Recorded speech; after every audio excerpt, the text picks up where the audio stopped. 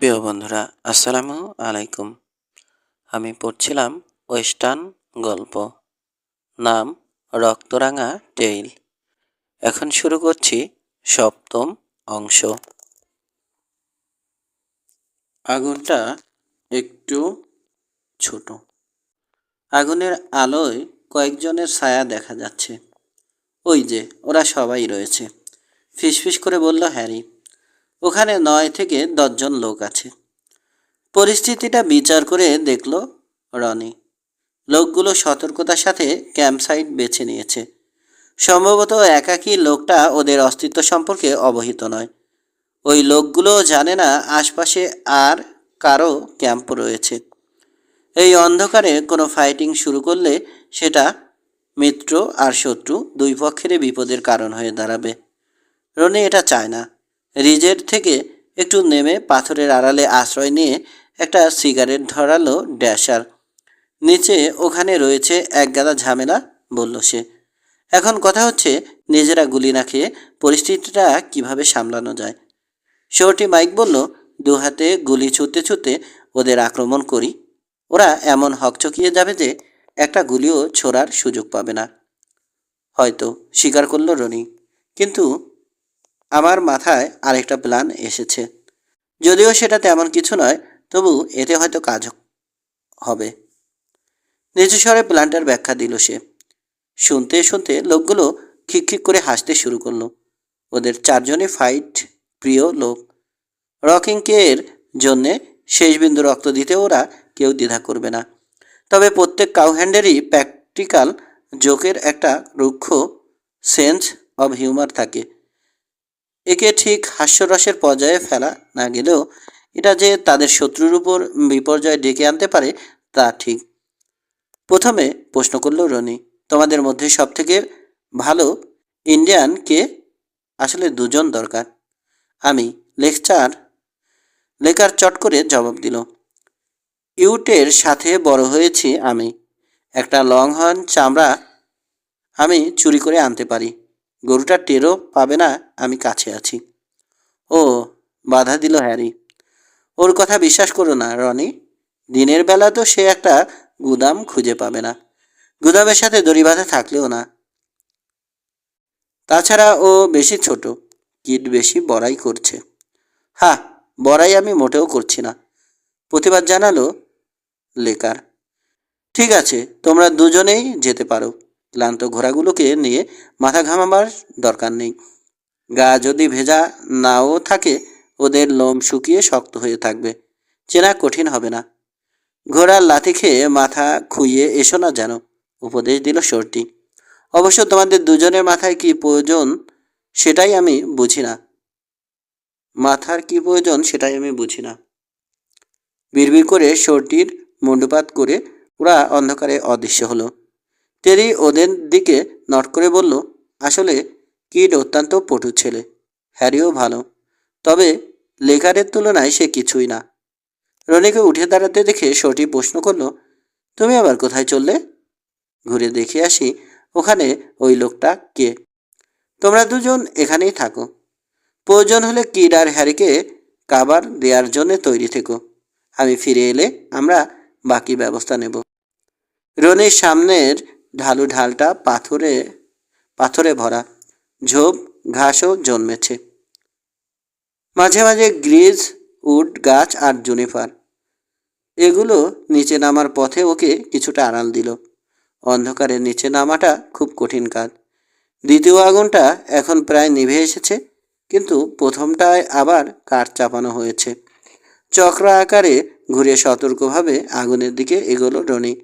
12 গজ দূরে থাকতে একটা হালকা খসখস শব্দ ওর কানে এলো। আড়ষ্ট হয়ে কান পেতে অপেক্ষা করছে সে। শব্দটা আবার শুনতে পেল।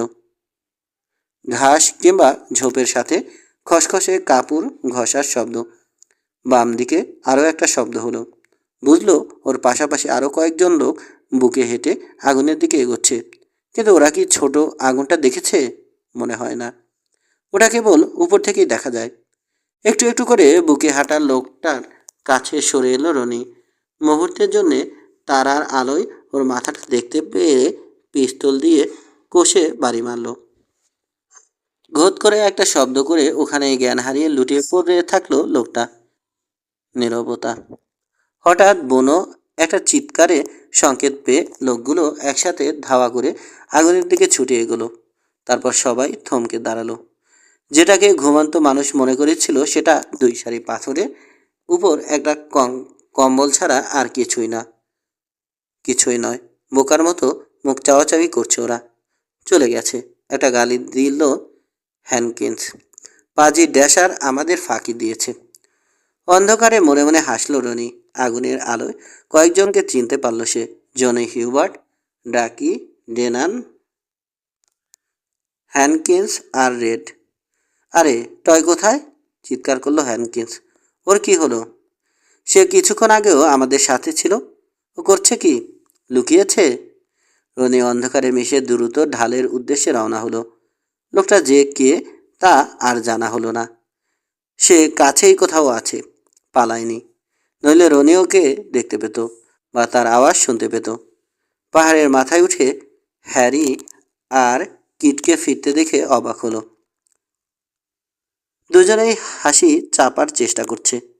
আমরা ওদের সব ঘোড়াই নিয়ে এসেছি, জানালো হ্যারি। এখন পায়ে হেঁটে ফেরা ছাড়া ওদের উপায় নেই। জানো, হঠাৎ বলল রনি, আমি জেরিকে দেখলাম না, কিন্তু ওর সাগরেদ ডাকি স্মিথ ওখানে ছিল। তাহলে ওটা নিশ্চয় জেরিরই ঘোড়া ছিল। সামনে ঝুঁকে এলো লেকার। একটা ঘোড়া ওখানে কম দেখলাম। ঘোড়া বাঁধার দড়িটা মাটিতে পড়ে আছে। ও কোথায় যেতে পারে? প্রশ্ন করলো টেডি। রনি ভাবছে লোকটা হয়তো অ্যাডামের সাথে দেখা করতে যেতে পারে। হঠাৎ আর একটা চিন্তা ওর মাথায় এলো। সে হাইড আউটে যায়নি তো? হয়তো সেই ওদের লিডার। যে লোক সাইমনকে মেরেছে, পিস্তলে তার হাত খুব দ্রুত চলে। জেরির হাতও তাই। মুহূর্তে রনি সিদ্ধান্ত নিয়ে ফেললো তার কি করতে হবে। হঠাৎ রনি বলল, 3H এখান থেকে 30 মাইলের উপরে। পায়ে হেঁটে ওরা আগামীকাল রাতের আগে রাঞ্চে পৌঁছতে পারবে না। সেক্ষেত্রে তোমাদের বাড়ি ফিরে যাওয়াই ভালো। আর তুমি? প্রশ্ন করল টেরি। আমার একটা ছোট্ট কাজ রয়েছে। তোমরা ফিরে যাও। কাল বা পরশু আমি রাঞ্চে ফিরব। হাই তুলল সে। আমাদের সবারই এখন ঘুমানো দরকার। কাল সকালে রওনা হলেই চলবে। ভোর হতেই ওরা রওনা হয়ে গেল। রনি একা পূব দিকে এগোলো। সতর্কভাবে এগোচ্ছে সে, কারণ সামনে কোথাও একজন গানম্যান আছে, যার পিস্তলে দক্ষতা ড্যাশারের সমান কিংবা বেশিও হতে পারে। কিছু দূর এগিয়ে রনি আউটল লোকটার ট্র্যাক দেখতে পেল। সে নিশ্চিত লোকটা কোথায় যাচ্ছে তা সে জানে। আরও এগিয়ে আরেকটা ঘোড়ার ট্র্যাক ওর চোখে পড়ল। ঘোড়ার খুরে নাল নেই, কিন্তু আরোহী কোনো ইন্ডিয়ান নয়। তাহলে লোকটাকে? ক্যানিয়নের সেই রহস্যময় ক্যাম্পার? একজন বন্ধু নাকি শত্রু? 10।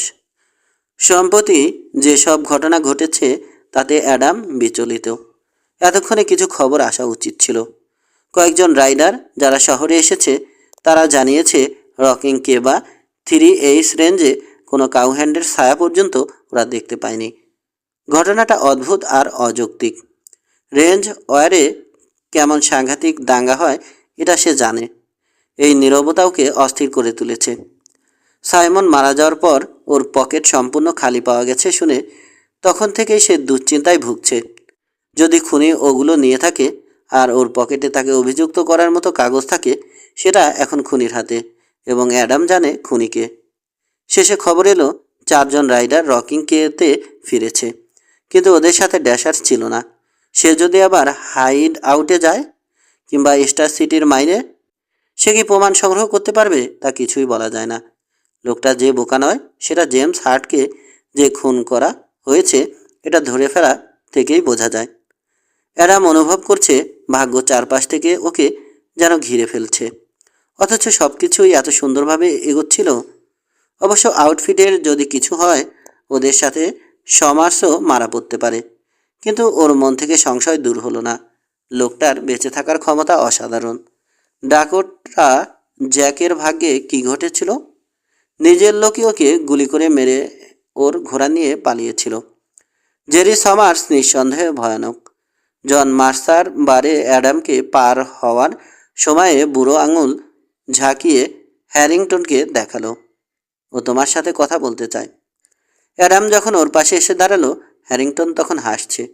রুমাল দিয়ে ঘাম মুছল অ্যাডাম। গরম, বলল সে। হ্যাঁ। বিল হ্যারিংটনের উৎফুল্ল ভাব। এবং আরও গরম হবে। ওরা হেনরি আর ওয়াটসনকে পেয়েছে। দুজনেই মৃত। মনে হয় ওরা দুজন নিজেদের মধ্যে গোলাগুলি করে মরেছে। আমার ধারণা ছিল ওরা একসাথেই কাজ করত, হয়তো। কিন্তু আজকাল মানুষ যে কে কোন দিকে যাবে তা বলা মুশকিল। কনপ্যাসে আর কেউ আছে? একেবারে খালি। জনি হিউবার্ট যদি মারা গিয়ে থাকে তাহলে ফাইট হয়তো এখানেই শেষ। হঠাৎ ভীষণ ক্লান্ত আর ভীত বোধ করছে অ্যাডাম। ওর সব প্ল্যান ব্যর্থ হয়ে গেল, সম্পূর্ণ ব্যর্থ। সোনা নিয়ে আরেক দুশ্চিন্তা। ওগুলো স্টার সিটির মাইনে নিয়ে যাওয়া হয়েছে। রেডও নেই যে ওগুলো পাহারা দেবে। বোকার মতো জেরির সাথে ওকে 3H যোগ দেওয়ার অনুমতি দিয়েছে সে। ভেবেছিল ওখানে সে সমার্সের উপর নজর রাখতে পারবে। কিন্তু বিগ গানফাইটার নিজের ইচ্ছামতো কোন দিকে গেলে ওকে অনুসরণ করার মতো যুক্তিসঙ্গত কোনো অশিলাই রেডের থাকবে না। অ্যাডাম ভেবেছিল জেরিকে সে বাগে রাখতে পারবে, কিন্তু এখন ভাবতে গিয়ে মনে পড়ছে লোকটা তার কথা আপাতত সম্ভ্রমের সাথে শুনলেও সবসময় নিজের ইচ্ছে মতোই চলেছে। অ্যাডাম তার শুকনো ঠোঁট চাটল। রাতে যে ওর ভালো ঘুম হয়নি তার চেহারায় এর স্পষ্ট ছাপ পড়েছে। দরজার কাছে এগিয়ে লিবারি আস্তবলের দিকে তাকালো সে। শহরে কেউ এলে ওখানেই প্রথম থামে। কোনো খবর না পেলে আমি শান্তি পাচ্ছি না, রাগের সাথে বলল সে। এই নীরবতা আমাকে টেনশনের মধ্যে ফেলে রেখেছে। চিন্তাযুক্তভাবে ওর দিকে চাইল বিল। এর ভিতর তোমার স্বার্থটা কোথায়? তুমি হিউবার্টদের সাথে নেই, এবং আর যাদের ক্ষতি হতে পারে তারা হচ্ছে রাসলার। যদি না, সে সাবধানে যোগ করল, যদি না সেটা স্টেজ ডাকাতি সম্পর্কিত হয়। তুমি কি ইঙ্গিত করছো ওদের সাথে আমার সম্পর্ক আছে? তুমি? নিরীহ সুরে প্রশ্ন করল সে। এমন কথা কে ভাবতে পারবে? একটু থেমে আবার বলল, সমার্স। এখন সেটা সম্পূর্ণ আলাদা কথা। ওর কাছে সব সময় টাকা থাকে, কিন্তু কোথা থেকে সে তা পায় সেটা আমি কখনো বুঝে পাইনি। একটা চুরুট ধরালো সে। আসি, পরে আবার দেখা হবে অ্যাডাম।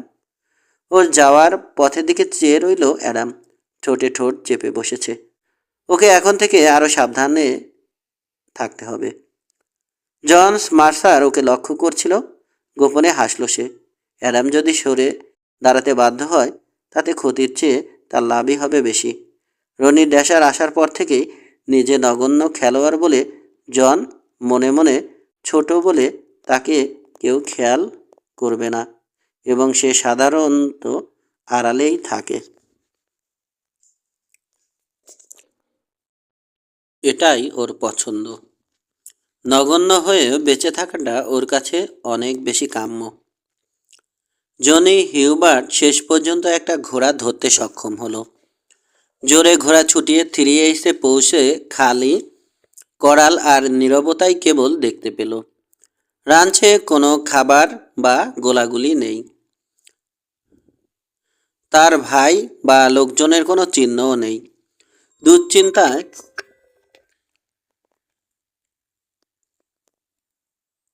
কিনা 27 লাস্টে মিস কল মারতেছে।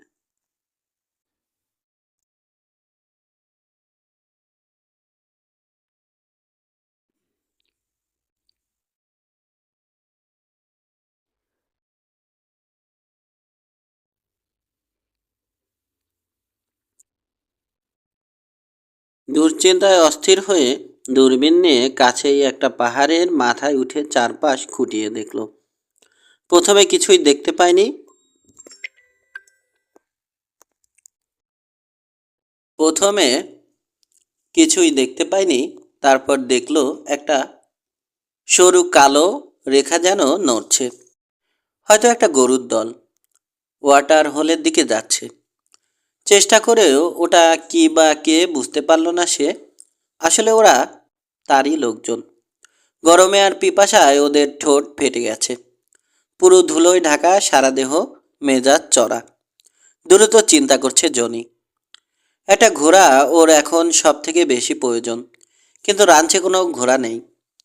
ম্যান্ডালেই সবচেয়ে কাছে যেখানে ঘোড়া পাওয়া যাবে। সে জানে না যে ওগুলোকেও তাড়িয়ে দেয়া হয়েছে। যে মাস্টাংটার পিঠে চড়ে সে রাঞ্চে ফিরেছে, সেই ক্লান্ত ঘোড়াটার পিঠেই আবার চাপল জনি। হঠাৎ তার মনে পড়ল ম্যান্ডালের থেকে রকিংকে অনেক কাছে। রাইডাররাও সব বাইরে থাকবে। ঘোড়ার মুখ পশ্চিমে ঘোরালো সে। ম্যান্ডালেতে গেলে ওর নিশ্চিত মৃত্যু হতো না। যেটাকে সে খালি রাঞ্চ মনে করেছিল, সেখানে কেবল দুজন ছাড়া বাকি সবাই উপস্থিত। শহরটি মাইক সঙ্গীতের ফাঁকি দিয়ে সরে পড়েছিল। এখন সে রনিকে টেইল করছে। ওর সাহায্যের দরকার হতে পারে মনে করে শহরটি পিছু নিয়েছে। তপ্ত সূর্যের নিচে পূব দিকে যাচ্ছে ড্যাশার, তারপর দক্ষিণে ফিরল। দক্ষিণে কতগুলো ছোট টিলার পরেই টিএনএটি পর্বত শ্রেণীর প্রথম উঁচু চূড়াটা দেখা যাচ্ছে। চওড়া হ্যাটের ধারের তলা দিয়ে কঠিন নীল চোখে সে পুরো এলাকাটা ছার্চ করে দেখল। প্রথমে কাছে থেকে শুরু করে পরে দূরে, আরও দূরে, সবই সে খুঁটিয়ে দেখল। ফোঁটা ফোঁটা ঘাম ওর ঘাড় বেয়ে নিচে নামছে। ঘোড়ার প্রতি পদক্ষেপে চিকন ধুলো আকাশে উড়ে টপার আর রনির উপরই পড়ে স্থির হচ্ছে। হঠাৎ সাইমনের পকেটে পাওয়া কাগজগুলোর কথা মনে পড়ল। ঘটনার চাপে ওগুলোর কথা সে একেবারেই ভুলে গিয়েছিল। বর্ষাতির পকেট থেকে সব বের করে পরীক্ষা করে দেখল। কয়েকটা চিঠি রয়েছে ওখানে। প্রথম চিঠিটার ঠিকানা সিম সাইমন, মরিটি টেক্সাস। মবিটি টেক্সাস। চিঠির বক্তব্য, $100 পাঠাচ্ছি। পৌঁছলে তুমি আরও 400 পাবে। বাকি 1500 কাজ শেষ হলে পাবে। জেরি সমার্সের নাম হয়তো তুমি শুনেছ। কেমন করে, কোথায় এবং কখন সেটা তোমার উপর, কিন্তু যত শীঘ্রই হয় ততই ভালো। ওই এটাও হয়তো অ্যাডামের পরিবর্তে ব্যবহার করা হয়েছে। এ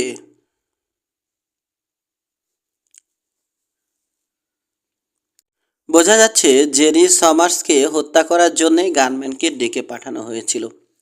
রনির বিশ্বাস অ্যাডাম স্টেজ ডাকাতিতে জেরির সাথে জড়িত। হয় সে ওকে সোনার ভাগ দিতে চায়নি, কিংবা ভেবেছিল সমার্সের বেঁচে থাকা তার জন্য বিপজ্জনক। সাইমনকে হত্যা করার কারণটা পরিষ্কার হলো, কিন্তু কে কী জন্যে ওকে ডেকে পাঠিয়েছে জেনেও কেন সে অ্যাডামকে মারেনি? এর কারণ একটাই হতে পারে, নিজের স্বার্থেই ওকে ব্যবহার করার জন্যে অ্যাডামকে আরও কিছুদিন বাঁচিয়ে রাখতে চায় সে। দ্বিতীয় চিঠিটা শেরিফের অফিস থেকে এসেছে। চিঠির বক্তব্য, জেরি সমাজ সম্পর্কে তোমার প্রশ্নের জবাবে বলছি, নামটা আমার কাছে অপরিচিত, কিন্তু ওর বিবরণ বন্ড নব পরিবারের ভাস্কো গ্রাহামের সাথে মেলে। দুজন যদি একই লোক হয় তবে যেন ভাস্কো একজন নিষ্ঠুর খুনি এবং পিস্তলে ওর হাত ভয়ানক চালু। বাকি চিঠিগুলো ব্যক্তিগত, তবে ওতে সাইমনের টাকা পাঠাবার একটা ঠিকানা পাওয়া গেল। ওকলাহোমায় ওর মেয়ে থাকে। এই ভাস্কো গ্রেহামই তার পার্টনার ডেকোটা জ্যাককে খুন করে ওর ঘোড়া নিয়ে পালিয়েছিল। এই জন্যই এলাকাটা জেরির এত পরিচিত। 6 মাইল পিছনে রনিকে ট্র্যাক করছে শোরটি। সাধারণত কাজটা কঠিন হওয়ার কথা নয়, কারণ ট্র্যাক লুকাবার কোনো চেষ্টা ড্যাশার করেনি। কিন্তু ছোট ছোট ঘূর্ণি বাতাস মরু এলাকার ধুলো উড়িয়ে অনেক জায়গাতেই ট্র্যাক নিশ্চিহ্ন করে ফেলেছে। এগিয়ে চলল শোরটি। সামনের রেঞ্জটা খুঁটিয়ে দেখে সে বোঝার চেষ্টা করছে এদিকে আসার পেছনে তার ফোরম্যানের কী উদ্দেশ্য থাকতে পারে। শক্ত বাদামি রঙের মুখটা মুছে গরমকে একটা গালি দিল শোরটি। বৃষ্টি হোক মনে মনে এই কামনাই করছে সে। ভেজা আঙুলে সিগারেট তৈরি করে তাতে একটা লম্বা টান দিয়ে পাহাড়ের ভাঙা অংশটার দিকে এগোলো মাইক। কোনো একটা বিরাট বিশৃঙ্খলা পাহাড়টাকে ওখানে ভেঙে ফেলেছে ভাবল সে। একটা শকুন বিরাট চক্কর দিয়ে আকাশে ঘুরছে, কোনো তারা নেই। ওর অভিজ্ঞতায় সে জানে শেষে সব কিছু তার কাছেই আসে। ঘোড়াটার সাথে কথা বলল শোরটি। ঘোড়া সামনে এগোলো। প্রচণ্ড তাপের হাত থেকে রেহাই পেতে ওটা যে কোনো জায়গায় যেতে রাজি। সেভেন পাইন্স রেঞ্জের উপর মেঘ জমেছে, হয়তো শোরটির কামনা পুরো হবে, বৃষ্টি হতে পারে। ইনডোর স্টেডিয়ামের মতো পাহাড়ের পাথরের দালানটা হয়তো কোনো বিলুপ্ত ইন্ডিয়ান ট্রাইব তৈরি করেছিল।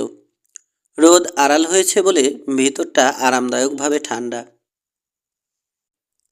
একটা খোলা বোতল সামনে নিয়ে টেবিলের ধারে বসে আছে জেরি। লারামির দিকে চেয়ে হাসছে সে। ডাকির সাথে কথা বলেছ তুমি? লারামি প্রশ্ন করল। অবশ্যই না। লোকটা ভালো, কিন্তু ওর ইঞ্জিন একবার চালু হলে সে তোমার বাহু টেনে উপড়ে ফেলবে। তোমার মনে হয় রেড লিভার রেগাইন ড্যাশার? নিশ্চয়, কিন্তু সে কিভাবে এই হাইড আউট খুঁজে পেল সেটা সত্যিই একটা বিস্ময়কর ব্যাপার। যতবারে আমি বাইরে যাই এটা আবার খুঁজে বের করতে আমার ঝামেলা হয়। তোমার ধারণা সে আবার এখানে আসবে? আসবে, কিন্তু যখন আসবে ওকে আমরা কবর দেব। ঢোকার পথে গার্ড আছে, ওকে নির্দেশ দেওয়া হয়েছে সে যেন ড্যাশারকে ঢুকতে বাধা না দেয়। মুখ তুলে তাকিয়ে ঠান্ডা চোখে লারামিকে পরখ করে দেখল জেরি। এটা একটা চরম মোকাবেলা। অ্যাডাম আমাকে হত্যা করার জন্যে সাইমনকে এখানে আনিয়েছিল। জেমস হার্টকেও সে একই কাজে নিয়োগ করার চেষ্টা করেছিল। জেমস কখনো কাউকে টাকার বিনিময়ে হত্যা করতে পারত না। অ্যাডাম চেষ্টা করেছিল। আমি ওদের কথা বলতে দেখে জেমসকে সরাসরি জিজ্ঞেস করেছিলাম। সে আমাকে স্পষ্ট কোনো জবাব দেয়নি, কেবল জিজ্ঞেস করেছিল অ্যাডাম আর আমার মধ্যে কোনো বিরোধ আছে কিনা। ওটাই কি যথেষ্ট? নিশ্চয় তাই। পুরো সোনাই অ্যাডাম চায়, সবটাই। কাঁধ উচালো লারামি। ওকে কখনো আমি বিশ্বাস করিনি। অল্পক্ষণের মধ্যেই ড্যাশারের ব্যাপারটা মিটবে। এরপর অ্যাডামের সাথে আমি বোঝাপড়া করব। এভাবে সব ফাঁস না হলে হয়তো ওকে আমরা কাজে লাগাতে পারতাম, কিন্তু এখন আর তা হয় না। সোনা নিয়ে এখান থেকে আমরা সরে পড়ব, তারপর সোনা বিক্রি করে অন্য কোথাও রাজার হালে কাটাবো। জনি হিউবার্টের কি হলো বলতে পারি না। ওর ঘোড়াটা কর্নপ্যাচে মরে পড়ে আছে। ওদিকে ওয়াটসন আর হেনরি দুজনেই গান ডুয়েলে মরেছে। কাঁধ উচালো জেরি। ভাবিনি হেনরির ভিতর এতও ছিল না। লারামি তার চেয়ারে একটু নড়ে বসল। অন্যমনস্ক হয়ে খালি টেবিল আর বোতলটার দিকে চেয়ে আছে সে। এটাই কি এই সবের পরিণতি? লুকিয়ে থাকা, পালিয়ে বেড়ানো, একটা ভালো মানুষকে ফাঁদে ফেলার জন্য অপেক্ষা করা। মানুষকে এসব ভাবতে বাধ্য করে। সে বলে উঠল হঠাৎ। বিল ওয়াটসন শক্ত লোক ছিল। মানুষের জন্য সে ছিল আতঙ্ক আর বিভীষিকার কারণ। কিন্তু কি হলো? কুপির মতো দপ করে নিভে গেল সে। বিল যদি এত সহজে মরতে পারে, যে কেউ পারে। নীরবে বসে আছে ওরা। দূর থেকে মেঘের গর্জন ভেসে এলো। দুজনেই মুখ তুলে তাকালো। বৃষ্টি ভালোই হলো। পৃথিবীটা এবার ঠান্ডা হবে। সিগারেট ধরালো সমার্স। তারপর আগুনের ধারে গিয়ে ওটাকে উসকে কিছু কাঠ চাপিয়ে কফি বসালো। ড্যাশারের ডিলটা কি? আমরা ওকে ভিতরে ঢুকতে দেব? প্রশ্ন করল লারামি। নিশ্চয়। ওকে আমরা সামনে থেকে আক্রমণ করব, আর পিছনে থাকবে ডাক বেইলি। মাঝখানে খোলা জায়গায় ফাঁদে পড়ে ঝাঁদরা হয়ে যাবে সে।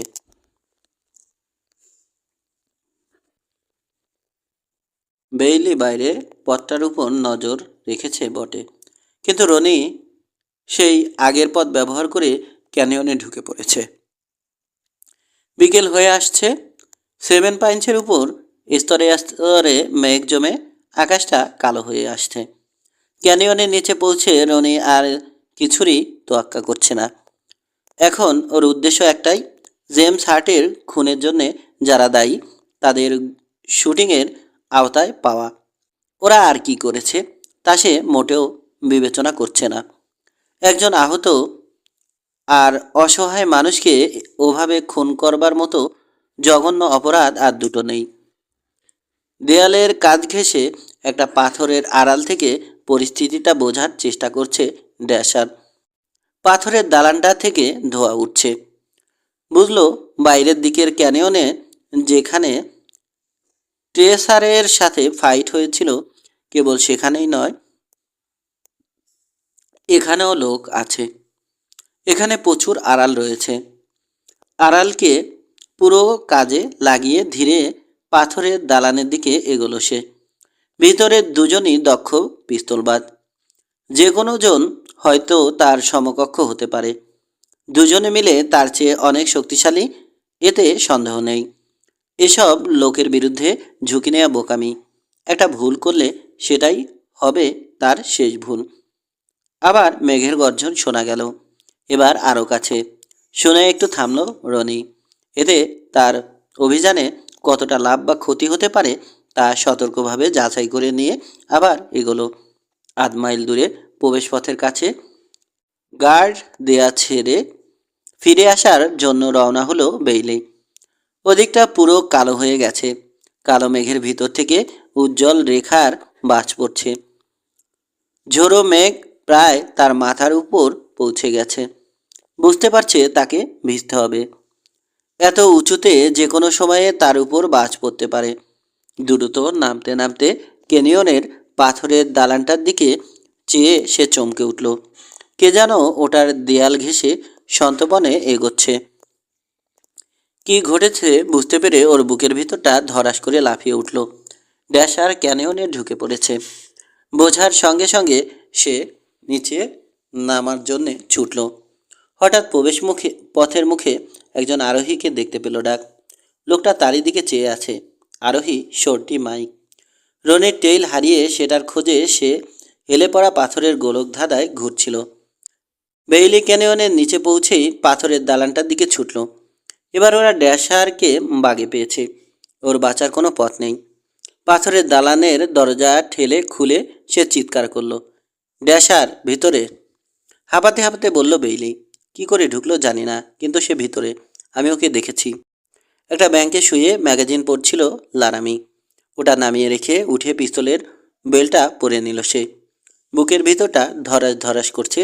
মুখের ভিতরটা শুকিয়ে এসেছে।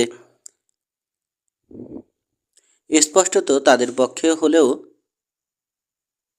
সে জানে কার বিরুদ্ধে লড়তে যাচ্ছে। স্বস্তি বোধ করছে না ও। রনি গর্তটার পিছনে করালটার কাছে পৌঁছেছে। কোনো ঘোড়ার পিঠেই জিন নেই।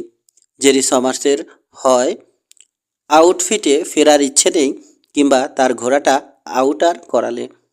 পাথরের দালানটা দোতলা, কিন্তু উপরের তালার পুরো সংস্করণ পুরো সংস্কার করা হয়নি। ক্লিপের ধারেই ওটার পেছনের দেয়াল।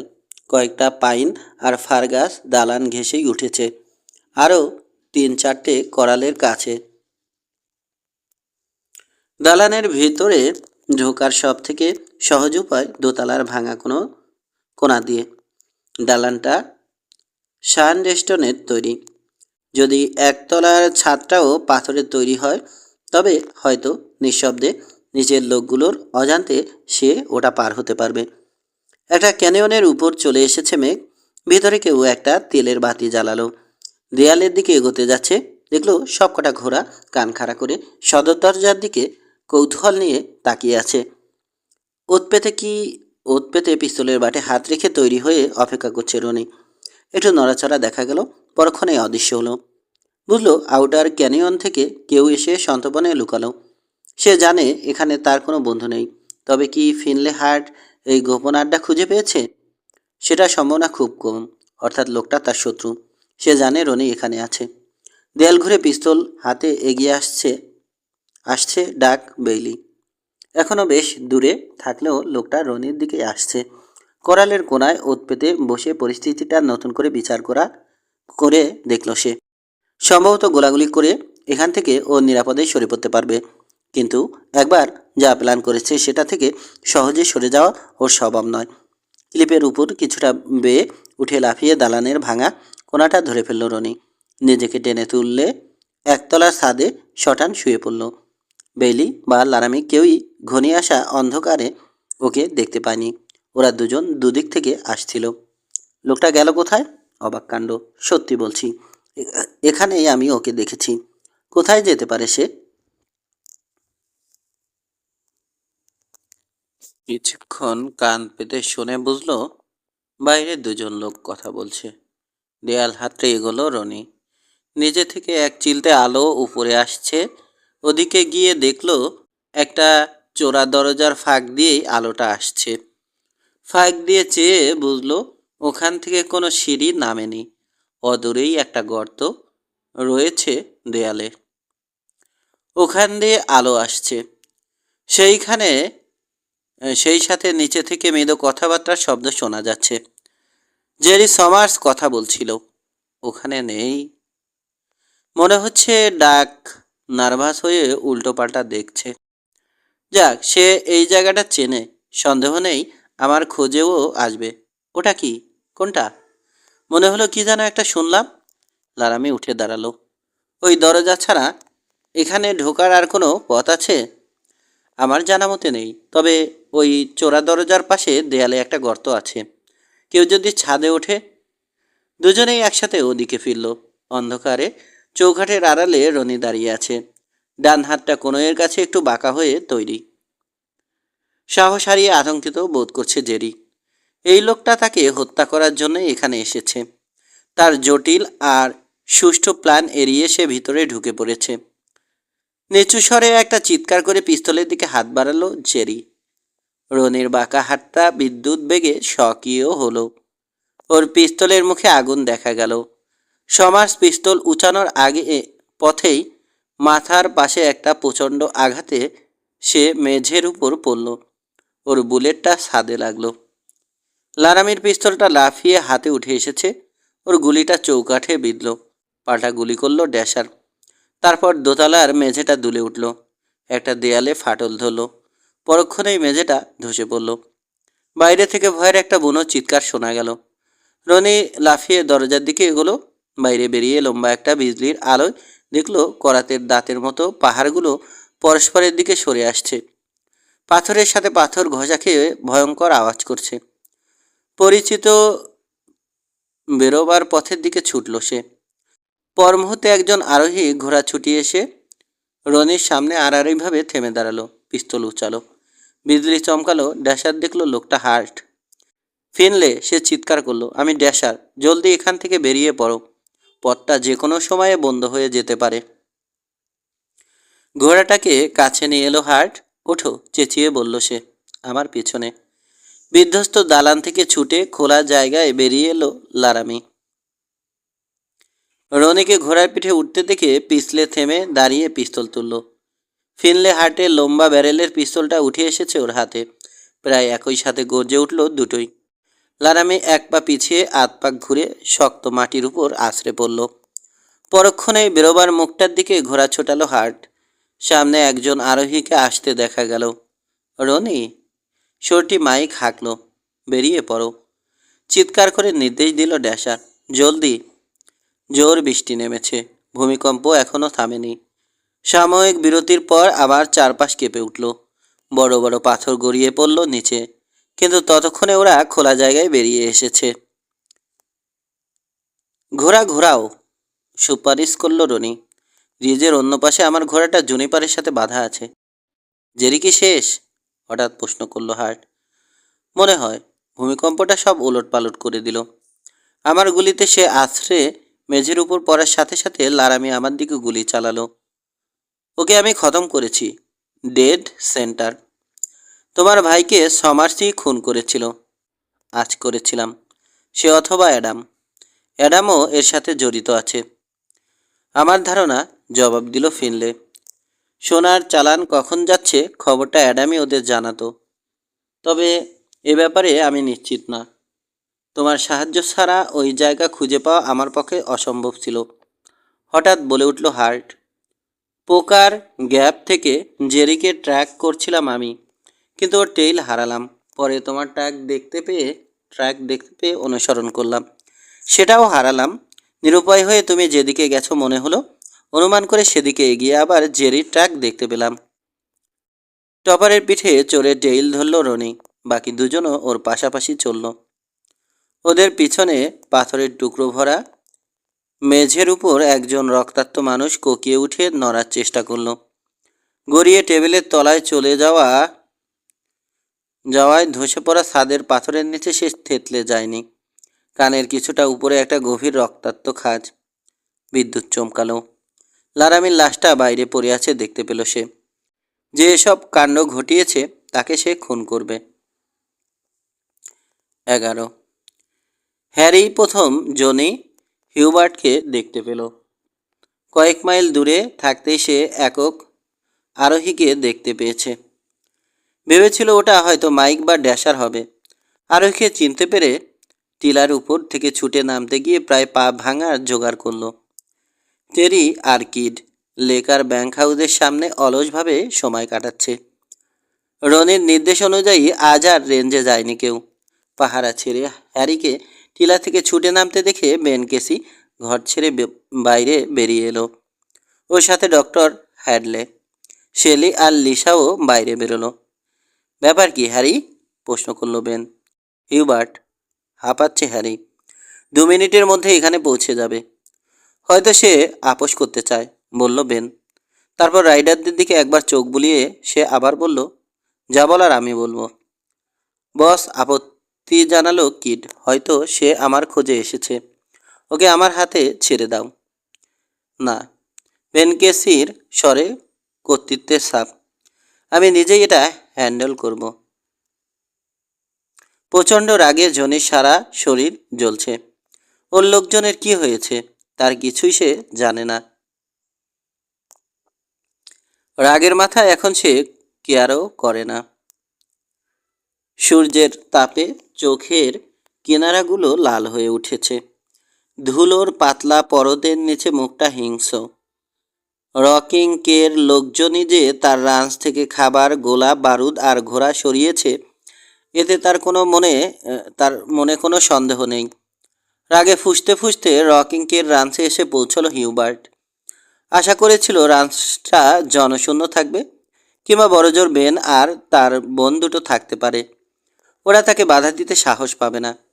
কিন্তু দেখলো উঠানে টেরি, হ্যারি, কিড, লেকার রয়েছে। ব্যাংক হাউসের দরজায় রজারকে দেখা যাচ্ছে। ওদের থেকে অল্প দূরেই রয়েছে দুটো মেয়ে, ডাক্তার আর বেন কেসি। কেসি ওর দিকে এক পা এগিয়ে এলো। হাউডি জনি, স্পষ্ট স্বরে বলল সে। ঘোড়া থেকে নামো, নিশ্চয় সন্ধি করতে এসেছো তুমি। ওর কথায় ষাঁড়ের সামনে লাল কাপড় নাড়ার মতোই প্রক্রিয়া হলো। সন্ধি? তোমার হাড়ের সবকটা সন্ধি আমি ছুটিয়ে দেব, ইডিয়েট। স্থির দাঁড়িয়ে আছে বেন, চেহারাটা সংযত, গম্ভীর। কেসি আগে কখনো এমন পরিস্থিতির মোকাবেলা করেনি। ঠোঁট চাটল টেরি। সে এখানকার সব থেকে পুরানো কর্মচারী। মনে মনে সে জানে বস এটা সামলাতে পারবে না। এগিয়ে গিয়ে মাঝখানে দাঁড়িয়ে ফাইটটা নিজের কাঁধে তুলে নিতে তার খুব ইচ্ছে করছে, কিন্তু তাতে কেসির তীক্ষ্ণ অহংকার বোধ ক্ষুণ্ণ হবে। এটা সে মোটেও পছন্দ করবে না। রাঞ্চের সবাই একই কথা ভাবছে জেনে সে ফিসফিস করে বলল, এগিয়েও না, এটা ওর ফাইট। বেন শান্ত স্বরে বলল, হিউবার্ট, বোকামি করো না। আমরা আগেও বলেছি আমাদের দুজনের পাশাপাশি থাকার মতো যথেষ্ট রেঞ্জ এখানে রয়েছে। কেবল তুমি বুলুজের ওপারে থাকলেই আমাদের মধ্যে কোনো ঝগড়া বিবাদ হবে না। বাবা মারা গেছে বলেই ভেবো না তোমরা আমাদের উপর চড়াও হতে পারবে। শান্তিপূর্ণ অবস্থায় বাস করা ছাড়া তোমার আর কোনো পথ নেই।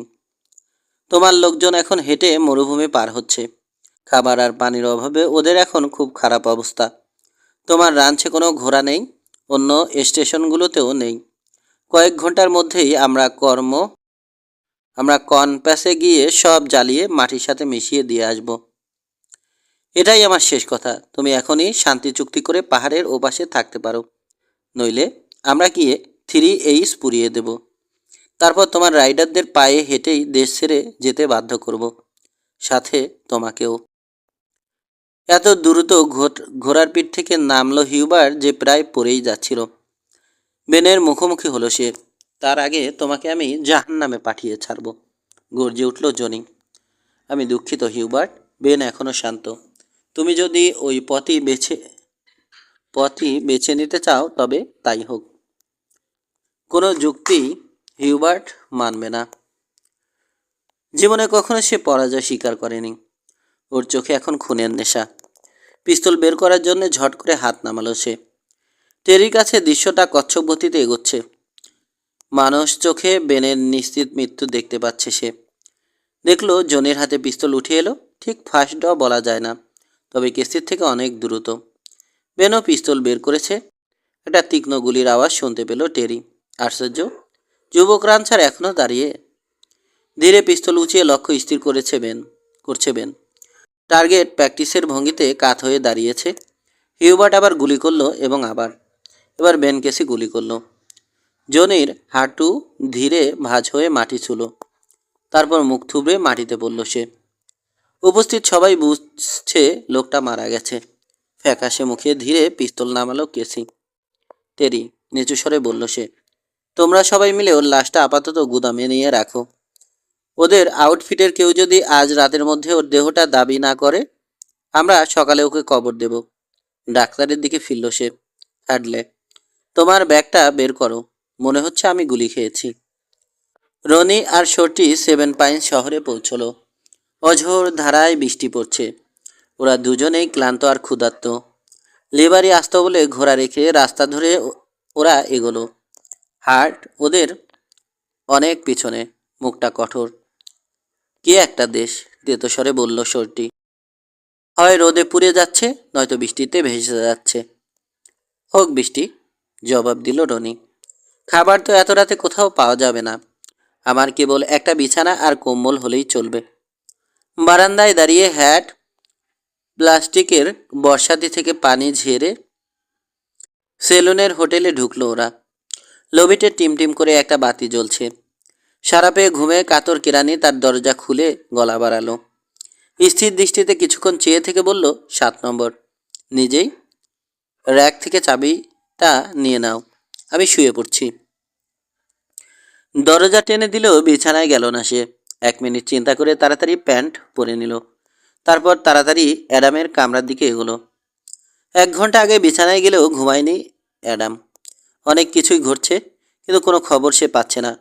দরজার উপর মৃদু টোকার শব্দ ওর কানে এলো। বালিশের তলা থেকে পিস্তলটা বের করে কান পেতে রইল। আবার টোকা পড়ল। কে? নিচু স্বরে প্রশ্ন করল সে। আমি জেরেমি, তোমার জন্যে খবর আছে। বিছানা ছেড়ে নেমে দরজা খুলে দিল অ্যাডাম। জেরেমি ঢুকতেই আবার বন্ধ করলো। ভাবলাম তোমার জানা দরকার। রনি ড্যাশার এখন শহরে। ওর সাথে শর্টি মাইকেও এসেছে। মাত্র কয়েক মিনিট আগেই পৌঁছেছে। ওদের আমি 7 নম্বর কামরাটা দিয়েছি। ড্যাশার কিছু বলল সে? কোনো খবর? একটা কথাও না। দুজনেই ক্লান্ত, কিন্তু ওদের গায়ে একটা আঁচড়ও লাগেনি। ঠিক আছে, ঘুমোতে যাও। কাল সকালে একটু ঘুরে ফিরে খবর নেওয়ার চেষ্টা করো কি ঘটছে। ভোরবেলা থেকে খবর আসতে শুরু করলো। জনি হিউবার্ট মারা গেছে এবং সে মারা পড়েছে বেন কেসির হাতে। 3টে গুলি করেছিল হিউবার্ট, বেন মাত্র একটা। হিউবার্টের রাইডাররা ফাঁদে পড়ে পায়ে হেঁটে অ্যালগেলি বেসিন পার হচ্ছে। ওদের সব ঘোড়া তাড়িয়ে দেয়া হয়েছে। ঘণ্টাখানেক পর আরও 2জন লোক শহরে পৌঁছলো। হ্যানকিন্স আর ডেনান দল ছেড়ে ভিন্ন পথ ধরেছিল। অল্পক্ষণ পরেই ওদের কপাল ফিরে গেল। 3H'ের কিছু ঘোড়া দেখতে পেল ওরা। একটা ছোট শাখা ক্যানিয়নে ঘোড়াগুলো ঘাস খাচ্ছিল। সুখকর পরিবেশে দলের সাথে ওদের বিচ্ছেদ হয়নি বলে ঘোড়া নিয়ে দলের কাছে ফিরে যাওয়ার কোনো প্রয়োজন বোধ করেনি ওরা। ঘোড়ার খালি পিঠে উঠে সোজা 7 পাইন্সের দিকে রওনা হয়েছে। মুখে ফোসকা পড়েছে, পায়ের অবস্থা কাহিল। এই অবস্থায় ওদের এটাই একটা ইচ্ছে, 3H থেকে দূরে থাকতে চায় ওরা। রনি ড্যাশার 2য় কাপ কফি নিয়ে বসেছে। এই সময়ে হ্যানকিন্স আর ডিনান প্রায় টলতে টলতে মলির রেস্টুরেন্টে ঢুকলো। ঠান্ডা নীল চোখে ওদের যাচাই করে দেখল সে। এখানকার কফি ভালো, কিন্তু তোমরা নাস্তা চাও নাকি ঝামেলা? হ্যানকিন্স ক্ষুব্ধ চোখে চেয়ে থাকলো। ডিনান মুখ খুলল। নাস্তা আর গোসলের পর দেশ ছেড়ে চলে যেতে চাই। তুমি কি বলো রনি? শর্টির হাত দুটো পিস্তলের বাটের কাছে অপেক্ষা করছে। তুমি ওর সাথে একমত? হ্যানকিন্সকে প্রশ্ন করলো রনি। বেজার মুখে মাথা ঝাঁকালো হ্যানকিন্স। ওই দিনই পরের দিকে শহর ছেড়ে চলে গেল ওরা। সপ্তাহ শেষ হওয়ার আগেই কনপ্যাস পুড়িয়ে দেওয়া হলো। জনি হিউবার্টকে ওর ভাইয়ের পাশেই কবর দেয়া হলো। রেঞ্জটা এখন শান্ত। বেন ধীরে ধীরে সুস্থ হয়ে উঠছে। 3TL এর মরিসন যে রনির পথ চেয়ে আছে এটা সে জানে, তবু যে কেন ও এখানেই থাকছে তা সে নিজেও জানে না। রেড শহরে ফিরে গেছে। অ্যাডামের পাশেই ওকে সর্বক্ষণ দেখা যায়। কেউ ডাকি স্মিথকে ইউনিয়নভিলে দেখেছে বলে খবর পাওয়া গেছে, কিন্তু সে যে শহর ছেড়ে কোথাও উধাও হয়েছে তা কেউ জানে না। কোথায় উধাও হয়েছে কেউ জানে না। গত 10 দিন যাবৎ একটা অদ্ভুত অনুভূতি রনির মনে অস্বস্তি জাগাচ্ছে। রাঞ্চের বারান্দায় বসে সব দিক বিচার করে সে এর কারণটা বুঝল। জেরিকে সে পড়তে দেখেছে বটে, কিন্তু নিশ্চিত হয়ে বলতে পারবে না লোকটা মরেছে। 6 মাস বেঁচে থাকতে এই এলাকায় শান্তি কখনো ফিরে আসবে না। সুতরাং যাই ঘটুক না কেন হাইডআউটে গিয়ে তাকে নিজেই দেখে আসতে হবে। অল্পক্ষণ আগেই হাইডআউটে পৌঁছেছে ড্যাশার। রক স্লাইড যে পথে রনি ক্যানিয়নে ঢুকেছিল সেটা আগের মতোই আছে, কিন্তু করাতের দাঁতের মতো পাহাড়গুলো আর আগের জায়গায় নেই। লক্ষ্য করল সে। ক্যানিয়নের দুটো অংশেই প্রাণের কোনো সাড়া নেই। চারদিক নিঝুম। ক্যানিয়নের তলায় পাথর পরে বিশৃঙ্খল অবস্থার সৃষ্টি করেছে। পাথরের দালানটার কেবল দুটো দেয়াল দাঁড়িয়ে আছে। দুটোতেই ফাটল ধরেছে। বাকিটা পুরোই ধ্বংস হয়েছে। জেরি জীবিত থাকলেও সে ক্যানিয়নে নেই। করালে একটা ঘোড়াও নেই। দালানের পাথরের স্তূপের ভিতর রনিকে কোনো লাশ খুঁজে পেল না, তবে রক্তের দাগ ওখানে রয়েছে। তারপর করালের কাছে একটা কবর দেখতে পেল। লারামি, 1881। বুট পরেই মরেছে সে। একটা কবর। জেরি সমার্স বেঁচে আছে। দ্রুত দ্বিতীয় আস্তানাটার দিকে এগুলো রনি। তাড়াহুড়ো করে ওটা ছেড়ে চলে যাওয়ার সব চিহ্নই রয়েছে ওখানে।